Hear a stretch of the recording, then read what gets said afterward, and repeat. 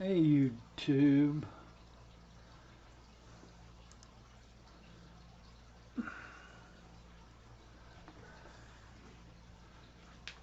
Testing. 1, 2, 3.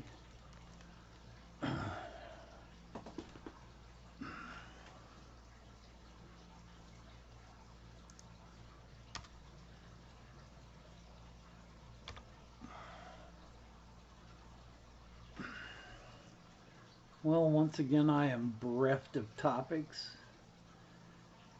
Hey, Kaler's Aquatics, thanks for the sound check. And Reels Tanks, welcome to the stream. I don't recognize your name, but I'm glad to have you here. I hope today that you guys have some questions that you can ask me. I'm once again bereft of topics. Hey Pam, how's it going?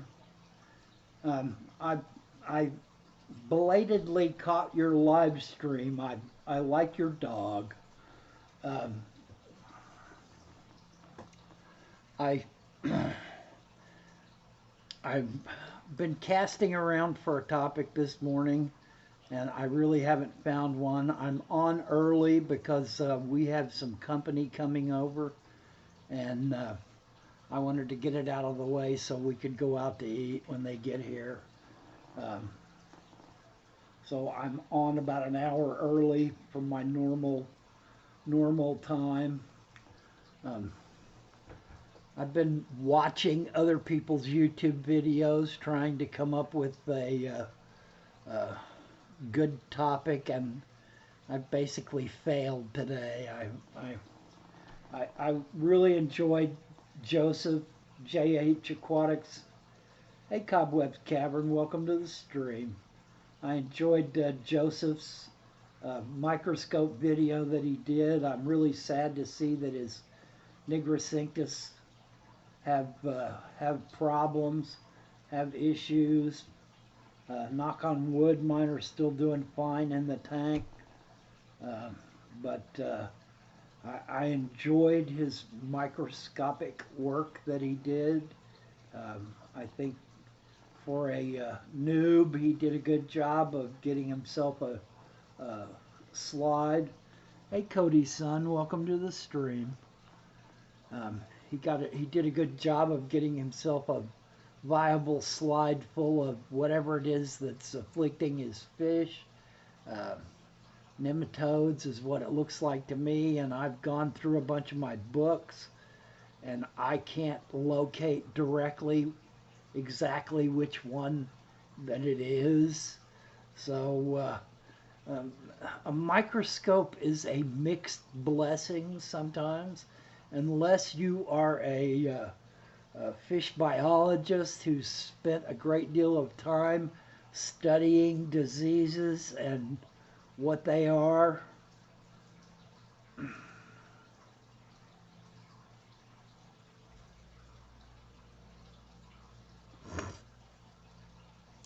It's really difficult sometimes to identify what you're looking at under a microscope. You know, there's a lot of different things that have to do with whether the size, actual very tiny differentiations between different types of parasites and that kind of thing. And unless you're an expert in that field, it's really difficult. Even though you've got the microscope and you're looking at the thing itself, it's very difficult sometimes to know exactly what you're looking at and if it is the problem exactly. Kaler's Aquatics says, I saw a vid that was talking about how some big channels are cruel to animals and YouTube allows it. Mark's Aquatic produced the vid. I shared it to FishTubers notifications. I'm not sure if I'm on FishTubers notifications list, so I may not. I know I didn't see it. There's a lot of stuff going on with YouTube right now. Um, some of it is well-meaning, in the sense that they're trying to do away with all sorts. It's on Facebook. Yeah, I may not be part of the fish tubers group on Facebook. Facebook is a place that I don't spend a lot of time on. I do spend some time there because I can keep track of old friends and make connections with people sometimes on Facebook. But Facebook is porous as all get out. It's easily hacked. My account's been hacked twice since I've had my Facebook account, and it's really difficult to stop them from doing that sort of damage to your Facebook account. And so I'm kind of wishy-washy about how much time I spend on Facebook. When I need to, I go there, but otherwise I don't spend a whole great deal of time on Facebook. Um, our cyber life has evolved and evolved and evolved and evolved. It's gotten to be much more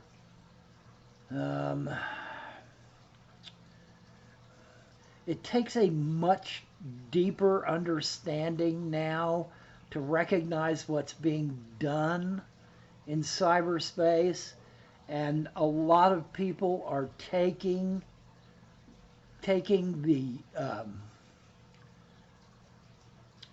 flaws of cyberspace and using them to affect, using them to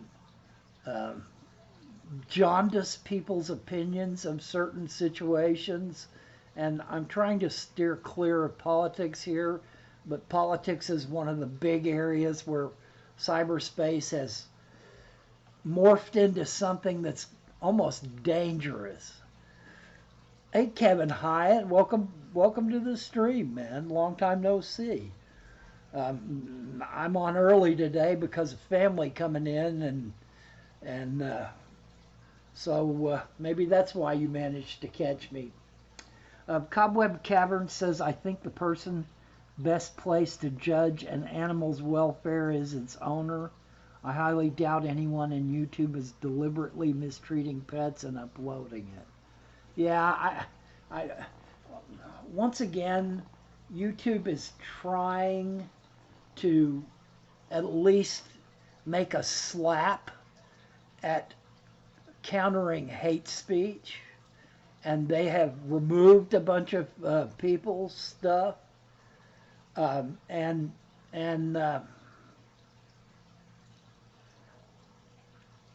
I support that. But once again, anytime you start walking the slippery slope of censorship, it's really difficult to put your finger exactly where you need to not do more damage than good.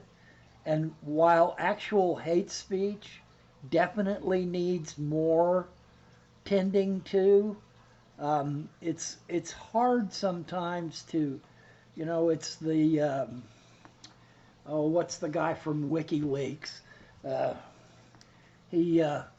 He's a terrible person in many ways, and yet he's Kevin. I'm just responding to Kaler's mention of Julian Assange. Thanks, Kevin.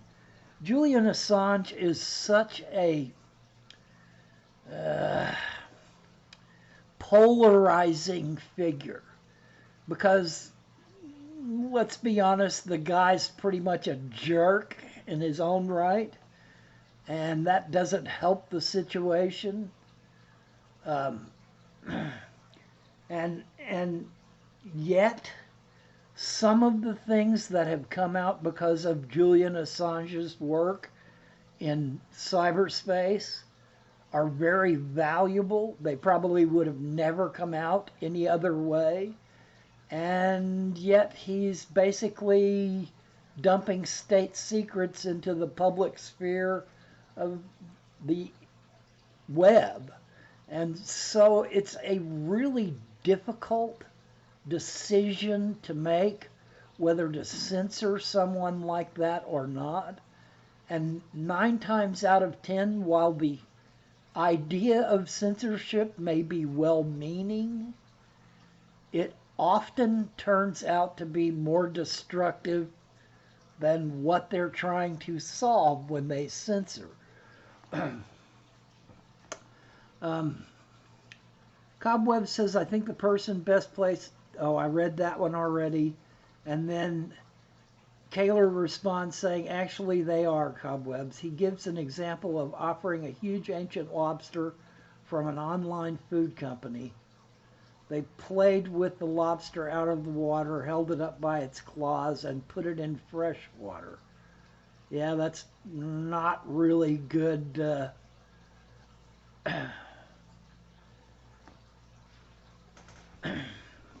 Not really good treatment of animals.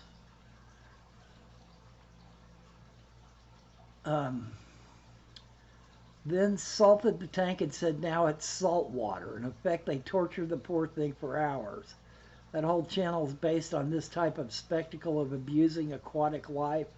I've reported it many times. Maybe that's why I've never watched it. Because I found one some teenage boys tormenting an octopus. my wife says in the background that she found one of teenage boys tormenting an octopus. And Kevin answers the WikiLeaks question by saying that it's one of the only news sites that's never had to retract a story for being false. And that's very true. And that he agrees that he presents the info they find in a not okay manner.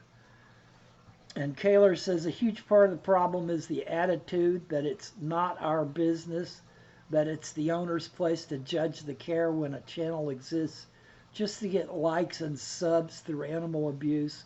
It's all our issue, and I would have to agree with that. You know,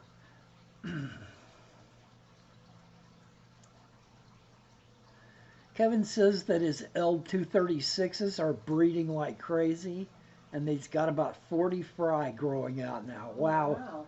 Congratulations. Yeah, congratulations, Kevin. And I'm color me jealous. My L260s have not made a motion towards breeding in a long, long time. Hey, G Bear, welcome to the stream.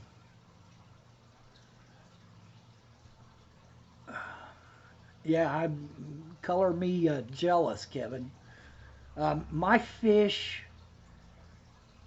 my Peru fish are doing fine, except for the fact that I lost all the blue tetras, and basically what I've got left are another form of Titiocharex, and I don't know exactly what form it is, and that my Corydoras that Dean sent me are all dead because they were bullied by the acaras the wild acaras that I got. Cobweb Cavern says the philosopher Karl Popper describes the problem of censorship you were talking about, Dwayne. It's okay saying that we shouldn't censor, but if we don't stop the worst hate speech, then it breeds. Yeah, I can't agree more that this is a slippery slope, but nonetheless one that needs to be, you know, basically what's going on is that you have a business model with groups and companies like YouTube and Facebook and all of them that are doing their best to make money, and they make money by having people on their platforms and advertising to them, and so they want more and more people on their platforms, and they have algorithms that have shown them that the more shocking a video is, the more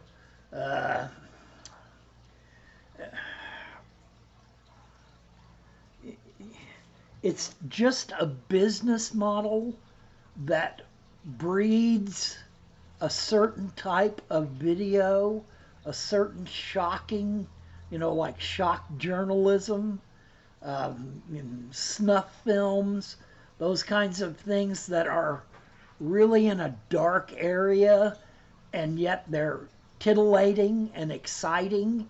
And so people watch them in droves, and that breeds interest and excitement.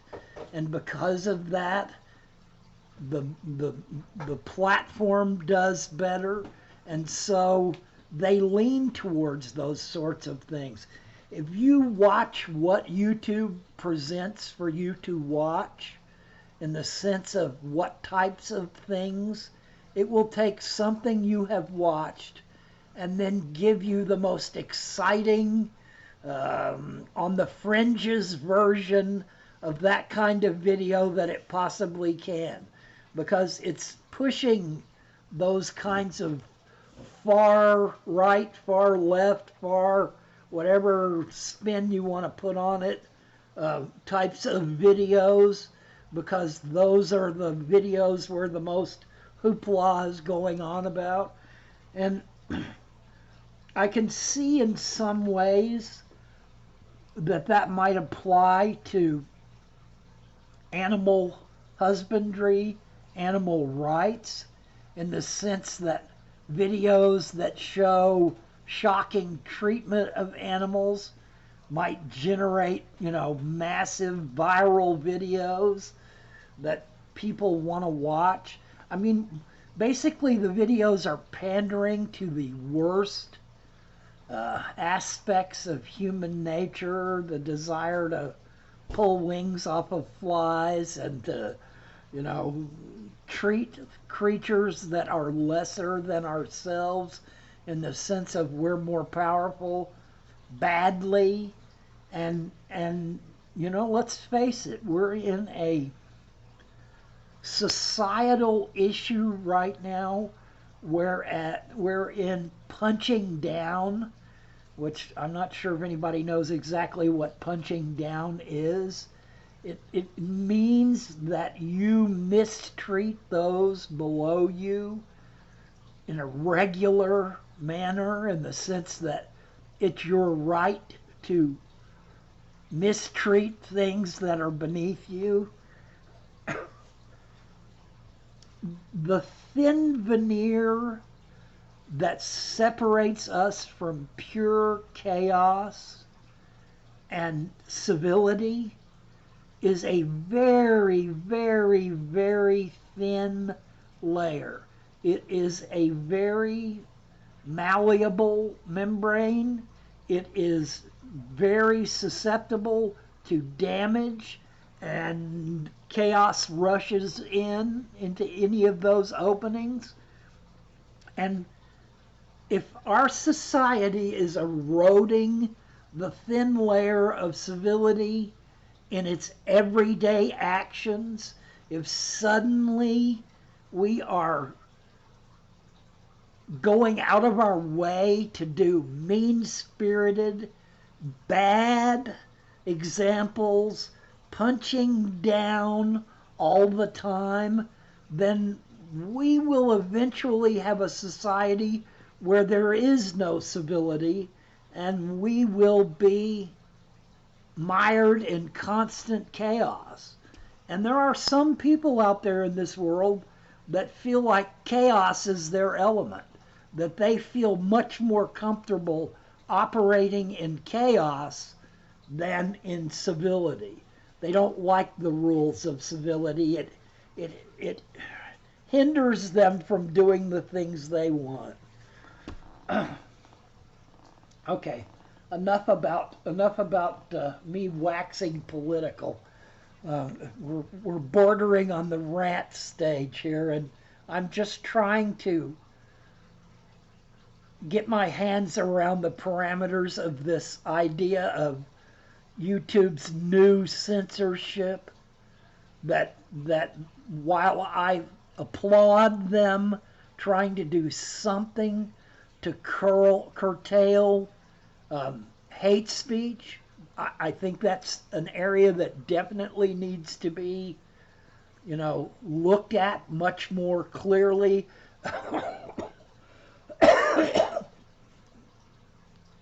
I think that maybe,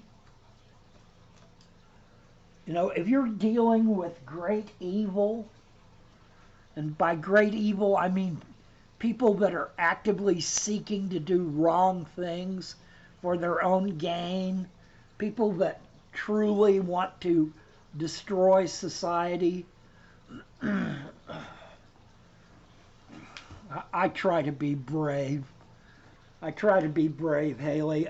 Sometimes it's difficult, but I've gotten to the age where I basically don't give a shit anymore what some people think about what I say or how I behave. I mean, I feel like that I am bound by my own ideas, my own morals, my own desire to walk the middle road as opposed to the far fringes of either side.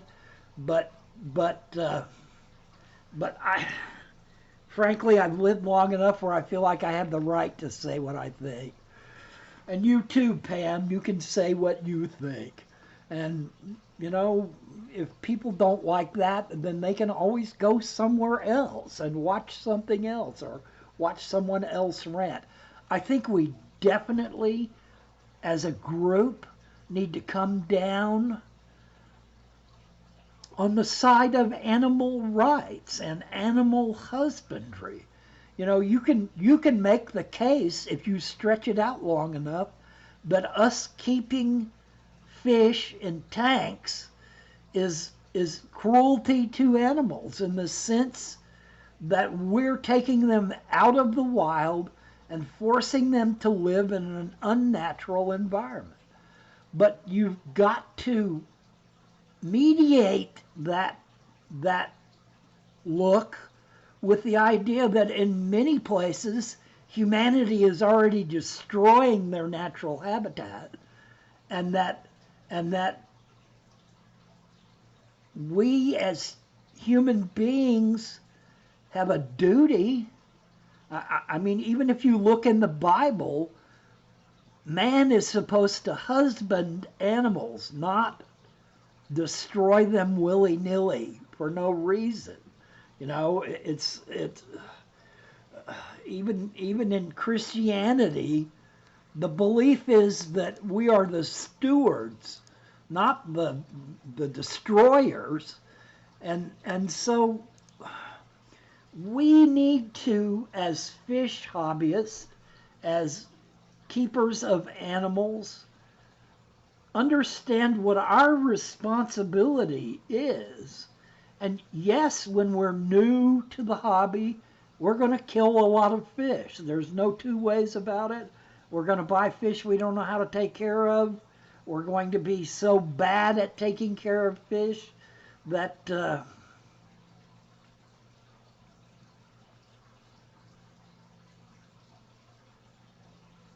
Cobweb says Pastor Niemöller said it best in his first The King poem. We should always stand up for the oppressed, those poorer and less fortunate than us. Turning a blind eye to hatred is wrong. Yes. And I would agree with that 100%. That yes, the people that are doing hateful things are bad and wrong, but it is almost more criminal to know that what they're doing is bad and wrong and not take a stand, not say, not on my watch. I am here watching how wrong and how much hatred is involved in what you're doing, and silence of the many will allow a very few to do serious damage to all of us. Haley says, here's the big problem. How do you affect change when the majority of the world is blind and ignorant? That's where my generation has become complacent with the hatred and the wrongness. Well, Haley, there's one thing I've learned in my 64 years on this planet, and however many other lifetimes I've lived, and the karma that I have developed in those lifetimes. There's only one person on this planet that you can actually control, and that is yourself. And if you study Buddhism to any end, you will discover that the way to make a change in the world is to make a change in how you perceive the world and in your actions. And when your actions become the genesis for other people to say, wow, look at that person. I admire that person. I want to be like that person. I want to figure out how they manage to become like that. Then change can happen in the world. Kaler says we should never doubt that someone's heinous is being reported and shared. Again, it is a large part of the problem. Denial and disputing the situation enables it to continue. Yeah, we've gone away from a fact-based, a shared fact-based society, and now we're in a spin society. It's all about the money. It's all about the power. It's all about me, me, me, me, me, you know. And we've spent 500,000 years as semi-human beings proving that that does not work, that that is not a way to reach a viable conclusion as a human species. We need to try something different. And Cobwebs gives the quote, the only thing necessary for the triumph of evil is for good men to do nothing. And Cobweb Caverns, that's it in a nutshell. But it describes what's going on in our world today perfectly. And if you've lived long enough, you will begin to discover that things go in a pendulum fashion. They swing all the way one way, and then it swings all the way back the other way, and then it swings all the way back the other way. So this has been going on for eons, that one thing will take sway, one ideology will take sway, and then it goes too far in one direction, and the natural inertia and the weight of the problems, the flaws of that way of thinking, swing it back in the other direction. And what happens is that we're just in one place on the pendulum swing at one time.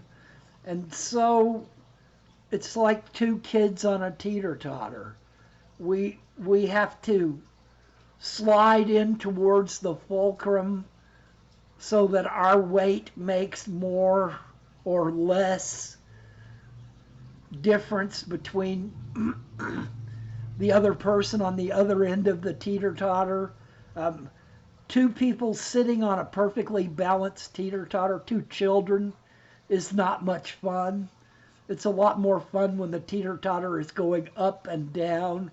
And so that's our natural tendency, is to lean towards those far outside edges that cause us to go up and down, because we perceive that movement as fun. And by the same token, it's natural in human existence to push the pendulum on the far side, and then it swings back again.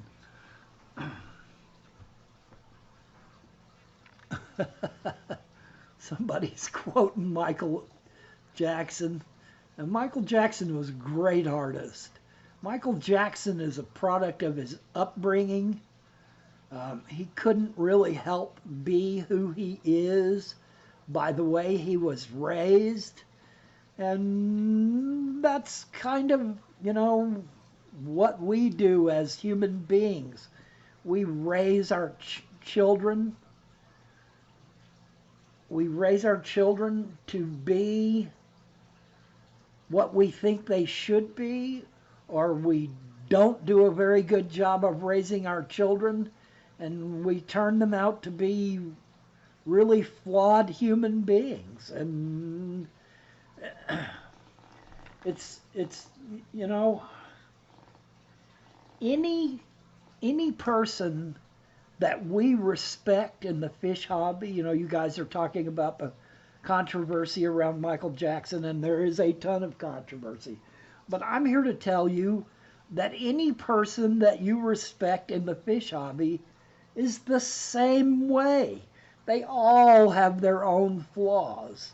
It's very rare that you will find a genuine human being that actually is relatively free from flaws, critical flaws, minorly critical flaws, heavy flaws. We're all flawed as human beings. It's our nature. We're a product of our upbringing. We're a product of the information we take in. We're a product of the culture and the society that we are raised in.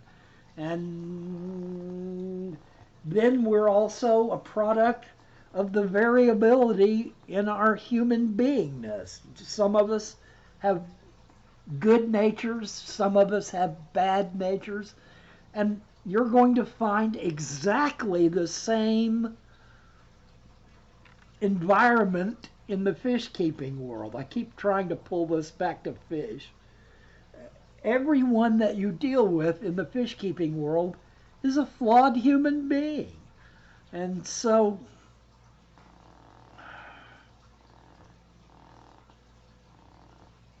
yeah, Joey is probably a great example, Cobwebs, and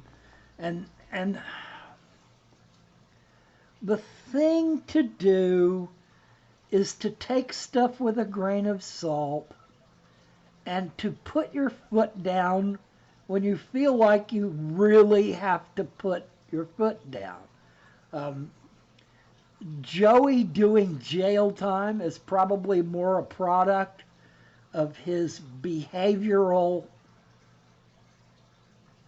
state than it is, anything else. Joey tends to, I don't want to say fly off the handle, but he tends to be volatile sometimes. And you can tell that he works on that he's done a great deal of effort to not be as volatile. I mean, I can sympathize with Joey on that aspect. I'm highly volatile. I'm someone that it tends to fly off the handle at the slightest.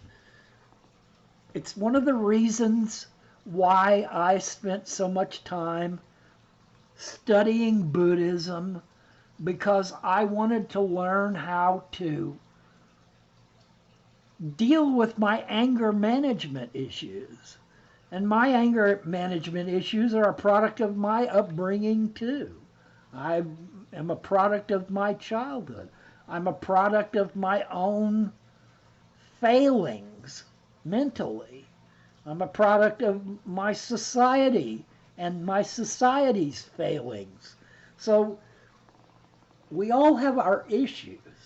So everyone that you meet in the fish hobby, you need to look at them and understand that even though they are someone you highly respect, that they are someone whose careers you have followed, they are someone who has done remarkably wonderful things in this hobby, they're also human. They have flaws. They have personality, eccentric behaviors. They're you know, your heroes always have clay feet. And that's basically describing that exactly.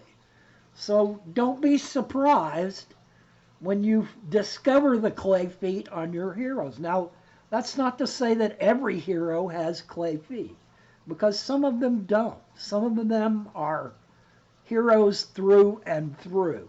And those are the people you want to emulate. Those are the people you want to study and recognize how they have managed to come to the conclusions that have allowed them to maintain their morality, to maintain their good human natures, to maintain their better angels. We all have better angels in us, and we all have devils in us too. And we need to strike a balance between those as human beings so that we recognize the creativity of the destructiveness of our devils and also recognize the need for the balance of our better angels as well. That's not to say that you can't be way more better angel than devil, and you probably should be. But it's really difficult to decide exactly where censorship should come down, because it's it's like in our legal system where we believe that you are innocent until you are proven guilty, because it is so very easy to ascribe guilt to someone from what you can see on the outside, and it may very well be totally wrong. And so we presume innocence until found guilty, hoping that we will avoid a lot of situations where people that are totally innocent are found guilty of things. But as far as the YouTube um, animal husbandry, animal cruelty thing goes, I, I would be willing to sacrifice a little bit of wrong censorship to get to the point. I mean, if all someone on YouTube is doing in the fish hobby is buying a fish just so they can do a video about it, and they don't really care about the fish, it's not a fish that they particularly want to keep, all they're doing is just running out and buying new fish over and over again, and then either letting those fish die through lack of care, or basically just taking them back to the store again and losing a little money and calling it even because they got videos out of those fish. If that's the point of making a video, just to make a video, then we're all better off without that video.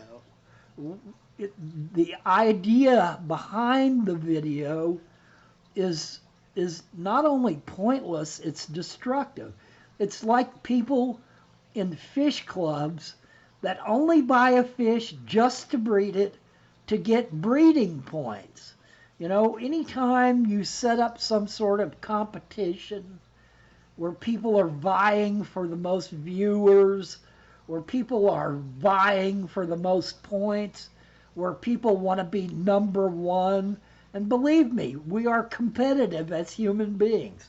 95% of us are very competitive. There's a lot of people that don't care about competition at all. I'm not saying there isn't. But a lot of us fall into the trap of competition and wanting the limelight, wanting the spotlights on us. Look how great we are. We need more viewers, and that's that's kind of a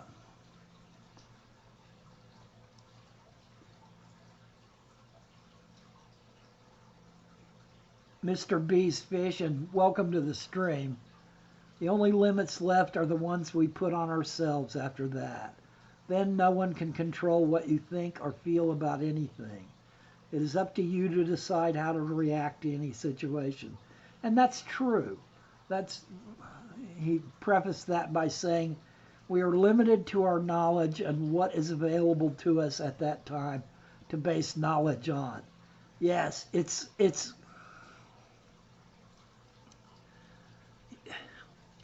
you have to be educated in a subject to make an educated decision about something. It's not fair for you to studiously avoid gaining any knowledge about a subject, and then yet when a decision is to be made about that subject, you coming down really hard on one side or the other, because you don't have anything other than your gut reaction to base that off of. And while gut reactions are really handy, and in a quick, dangerous moment, a gut reaction is your best bet a lot of the time. But when we're making choices about who should be punished, who should not be punished, who should be imprisoned, who should not be imprisoned, who should be fined, who should not be fined, you need to have education to make an educated decision about something. And this holds just as true in the fish hobby, and us dealing with the politics of the fish hobby, us dealing with the politics of the fish hobby on YouTube.